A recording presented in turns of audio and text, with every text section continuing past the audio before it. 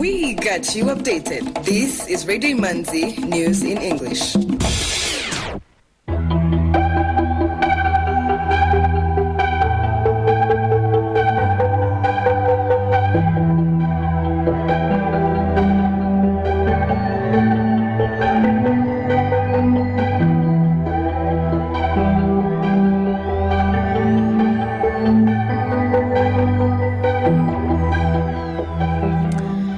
You are tuned to Radio Imanzi, broadcasting from Kigali. Here is the news in English, brought to you by Fiona Umuganwa. The headlines. President Paul Kagame has pointed out that people need to go a little bit into history to understand the rationale and context of the migration partnership between Rwanda and the UK. 45 teachers arrived in Rwanda, sent by the International Organization of the Francophone. The Egyptian court sentenced a former member of parliament to 10 years in prison.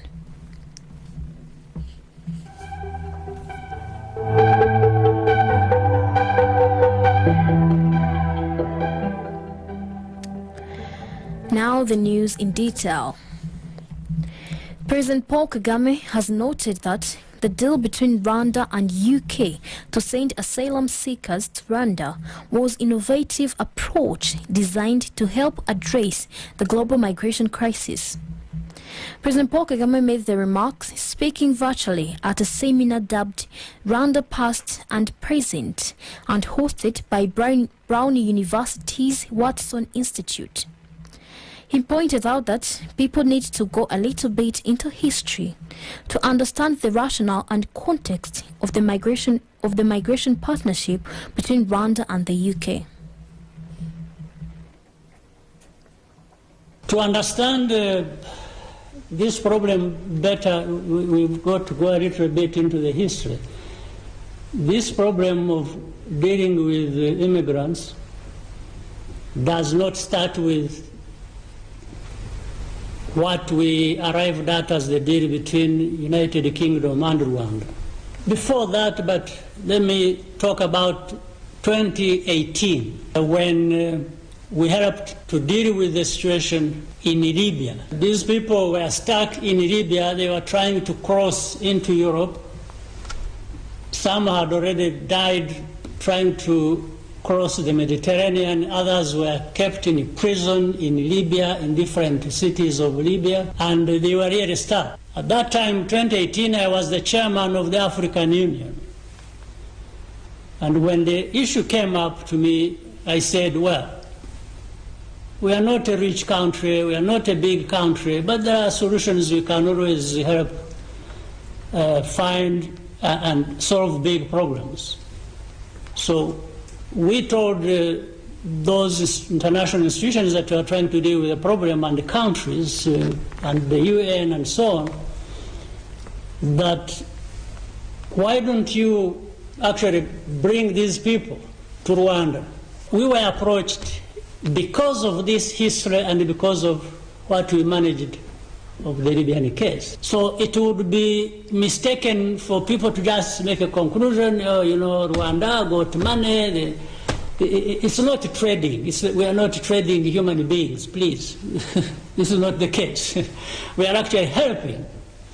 It's a clear-cut issue, and it was actually something of an innovation that Rwanda put forth to deal with these migration issues.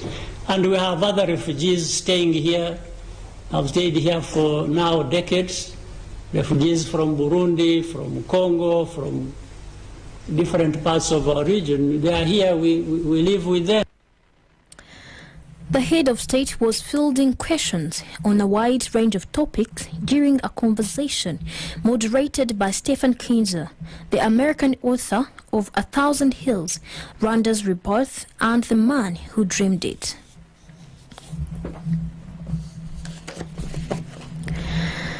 The upper house of parliament has approved Kainamura Igon Marara as Rwanda's ambassador to Qatar, considering his competencies qualifying him for assigned responsibilities.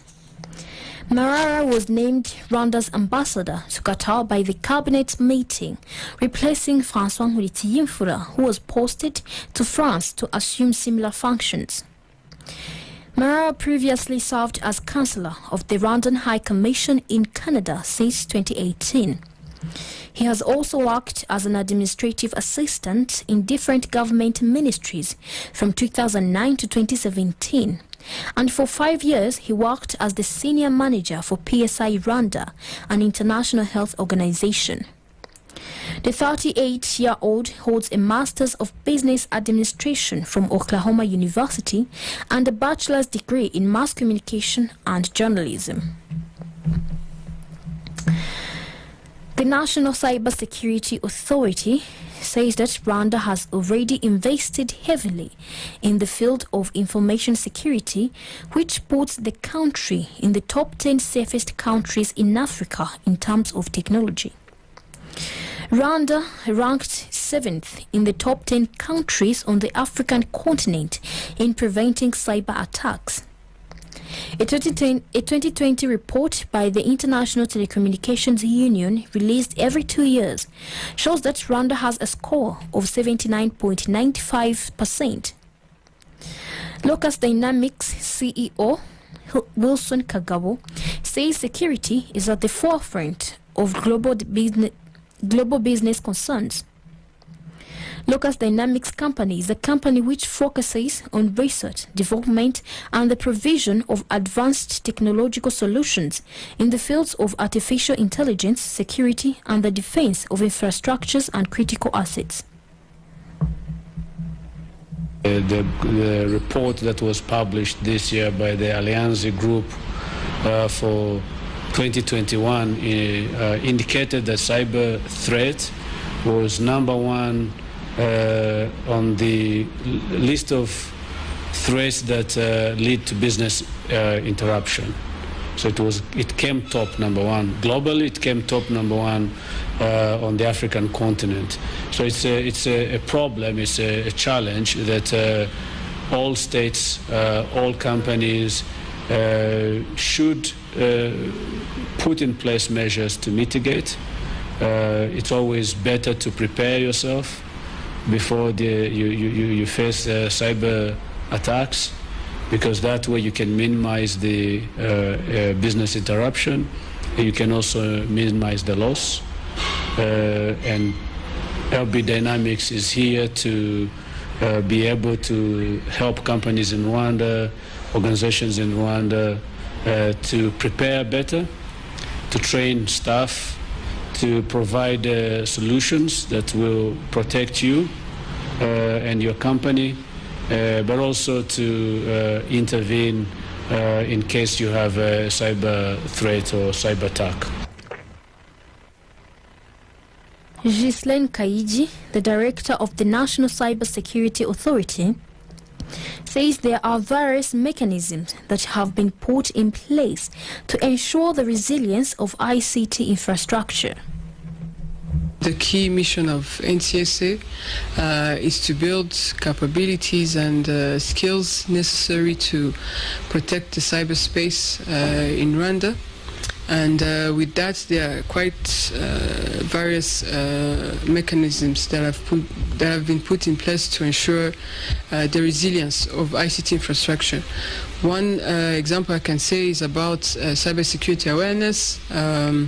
We have done different awareness sessions or programs so far since the institution has been there.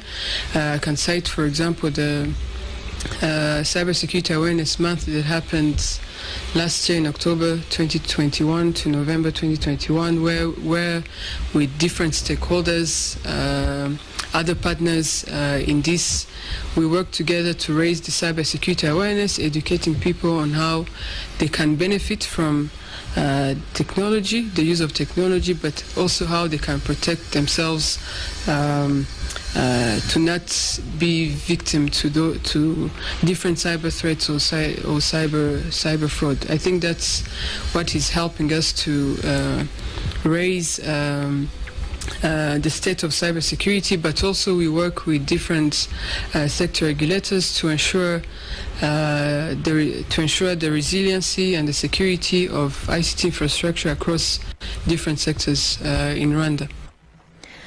The government of Rwanda has embarked on developing a cybersecurity policy and strategy as response to the growing cyber threat and improving cybersecurity for individuals, businesses, critical national infrastructure, and government. 45 teachers arrived in Rwanda, sent by the International Organization of the Francophone, in a move that is part of a broader plan by the organization to send up to 100 teachers to Rwanda over the next 2 years under a project aimed at enhancing French language teaching among its member states. The teachers come from Benin, Senegal, Cote d'Ivoire, Mali, Burkina Faso, Gabon, Cameroon, DRC, Burundi, Guinea, Togo, and France. Under the Mobility Project, OOF recruits and sends teachers of French to its member countries, which expressed the need to boost the language's position in the community. In Rwanda, they will be deployed to schools in different parts of the country, with the majority placed in teacher training colleges. For a period of 2 years, they will both teach French to students and train fellow teachers. Rwanda plans to develop a national plan for teaching and learning French linked to the country's education sector strategy. We shall continue with some items of international news after the advertisement. Are you looking for the best language interpreting services for your next meeting, training workshop, or forum, in person or remotely? Look no further. Gemini Multimedia Limited offers high-quality and professional interpreting and document translation services in various fields of expertise. Based on the International Association of Conference Interpreters, AIC, and with a team of professionals with more than 10 years of experience in the field, you can rely on us for a smooth running of your next event. Locate Gemini Multimedia Limited on KG 14 Avenue 258 between Kagugu Health Center and Fawe Girls School. You can also call us on 0790-719-909 or visit www.geminimultimedia.org. Gemini Multimedia Limited. Speak clearly. Listen reliably.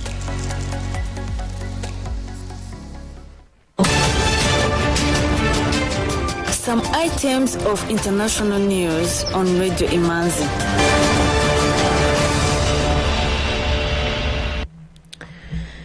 The DRC government has announced a 30% increase in the salaries of civil servants and career public officials from the month of April 2022. According to Deputy Prime Minister in charge of the civil service, Jean-Pierre Léron, the government and the Civil Service Syndicate Group agreed on a progressive increase that will include the military and police. The salary increment is the Congolese government's response to the public outcry and recurrent demands of civil servants concerning the high cost of basic needs touching on their standard of living. More than 1 million children in Ghana, Kenya, and Malawi have now received at least one dose of the first malaria vaccine. Data provided by the UN's World Health Organization suggests that the pilot program launched in April 2019 was safe and substantially reduced severe cases of the disease. The new vaccine works against the mosquito-borne parasite, Plasmodium falciparum, the most deadly parasite worldwide and the most prevalent in Africa.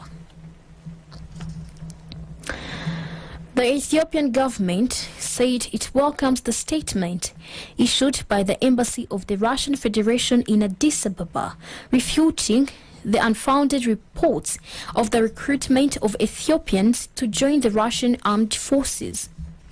In a statement, the Ethiopian Ministry of Foreign Affairs said the Russian embassy has clarified that it has not been accepting any Ethiopian applications for recruitment and it abides by the 1961 Vienna Convention on Diplomatic Relations. Nigeria's Air Force has said it has ordered an inquiry after a military training aircraft crashed in the northwestern state of Kaduna, claiming 2 lives. At least 4 Nigerian military aircraft have been involved in the deadly crashes since last year, including one that killed the nation's army chief and 10 other soldiers on board. An Egyptian court sentenced a former member of parliament and others to 10 years in prison for smuggling antiquities out of the country. Egypt has drastically stepped up efforts in recent years to stop the trafficking of its antiquities, which flourished in the turmoil following a 2011 uprising that toppled long-time autocratic leader Hosni Mubarak. A series of explosions across Afghanistan on Thursday killed at least 16 people and wounded scores more. The Islamic State group's local affiliate claimed an attack on a Shiite mosque in the northern city of Mazar-e-Sharif, which killed at least 11 people. According to a Kunduz, another northern Afghan city, police spokesperson said an attack in Kunduz killed at least 4 people and wounded 18 others. Queen Elizabeth celebrated her 96th birthday at her Sandringham estate on Thursday as gun salutes rang out across London and Windsor and military bands played Happy Birthday. Government ministers joined members of the royal family in sending their best wishes to the Queen. The Queen was pictured with 2 white ponies in a photo released for the occasion.